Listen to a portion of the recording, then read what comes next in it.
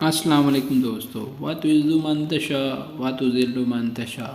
عزت اور ذلت دینے والی اللہ تعالیٰ کی ذات ہے۔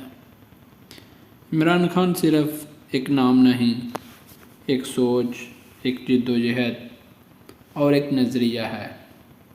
ایک ایسا شخص جو کرکٹ کے میدان سے نکل کر قوم کے دلوں تک پہنچ گیا، جس نے ورلڈ کپ جیت کر پاکستان کا نام روشن کیا اور پھر سیاست کی مشکل ترین میدان میں اتر کر ایک نئی امید بن گیا۔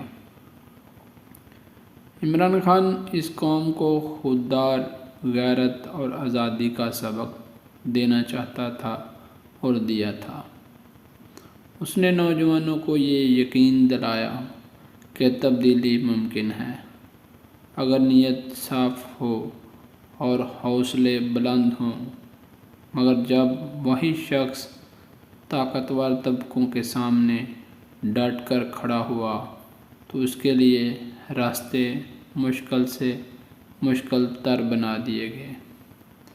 آج عمران خان جیل کی دیواروں کے پیچھے ہے، مگر اس کی آواز، اس کا نظریہ، اس کی سوچ کروڑوں دلوں میں زندہ ہے۔ تاریخ گواہ ہے کہ سچ کو قید کیا جا سکتا ہے مگر ختم نہیں۔ عمران خان کی جد و جہد صرف اقتدار کے لیے نہیں، بلکہ ایک آزاد، خود مختار اور باوقار پاکستان کے لیے ہے۔ یہ وقت فیصلہ کرنے کا ہے، خاموشی یا حق، خوف یا سچ، غلامی یا آزادی۔ دوستو، یہ تھا عمران خان کا اپنی قوم کے نام پیغام۔ تو دوستو، ہم یہ نہیں کہتے کہ ہمیں سڑکوں کے اوپر، روڈوں پر نکلنا چاہیے۔